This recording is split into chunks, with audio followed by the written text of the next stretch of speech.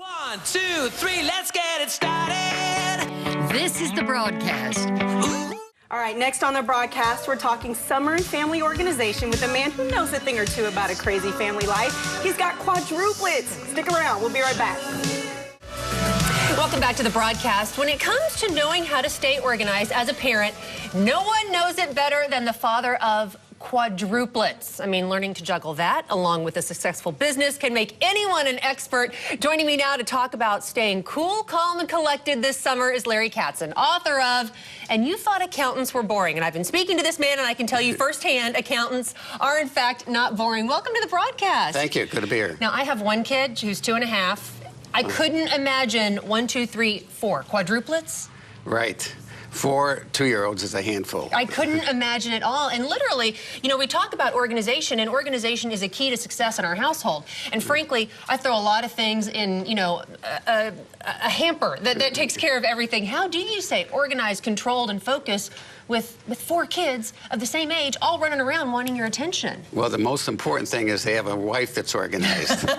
That's right. And my wife, Susan, was a very organized person. If there was one person that should have had quadruplets, it was Susan. Really? Yes. Really? So was it one of those moments when you found out you were, in fact, having not 1, but 4? Were you wondering what in the world it was you were going to do? Well, actually, I knew there was 4, but Susan didn't know until she was in labor. And that's when we told her that there was 4. Originally, she thought there was going to be 3. And when the doctor saw her reaction to 3, he said, why don't we keep this a secret between you and me? I would have killed you, Larry. I would have killed you. I'm not going to lie. So we know that there are a lot of kids who are at home this summer, even if they're going to summer camps. Kids are in the house a little bit more than during the school year.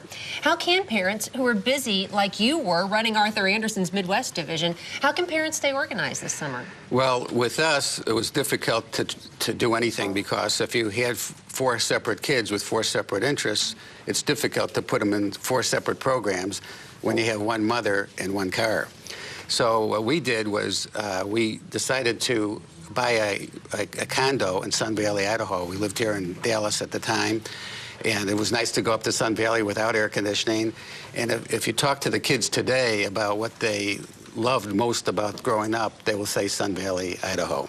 And that was a way to get out and get engaged with our kids. So getting out of town is the key to staying organized. Well, it's a long summer to keep them busy every day. How do you juggle the schedules? I mean, because you do bring up the point that all these kids have all different interests and all different schedules. So many parents, I know, sitting at home watching this, deal with that every day. Right. Well, my duty was at night and the weekends. And at the weekends, I would take our kids down to the office.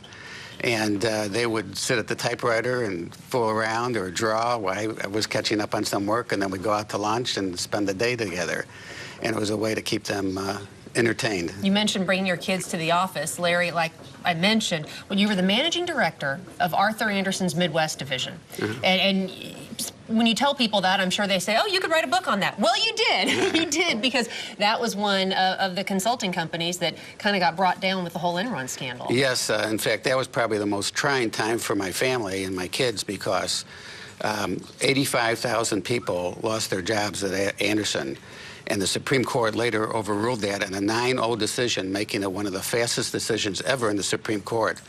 This was the biggest travesty ever in the history of corporate America. And all these people lost their careers and jobs and had to start all over again.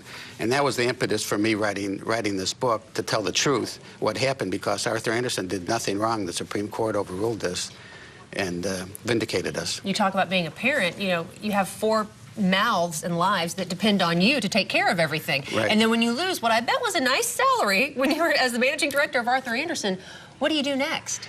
Well, you are just shell-shocked, and you don't know what you're going to do. And in my case, I drove out west where we did have a home and tried to reflect on what I wanted to do in my next stage in life. And that led me to a number of things, interesting things. I got involved in some LPGA golf tournaments and helped put those on. And then got on some corporate boards and got engaged in that. And of course, writing this book took me 10 years to write. Well, Larry, I know it's a compelling read. Organization is one of the keys to success. I am convinced of that. Thanks so much for joining us today. Thanks for having me. We appreciate it. For more great advice from Larry Katzen, grab a copy of his book, And You Thought Accountants Were Boring, wherever you buy your favorite reads. Up next on the broadcast, do yourself a favor.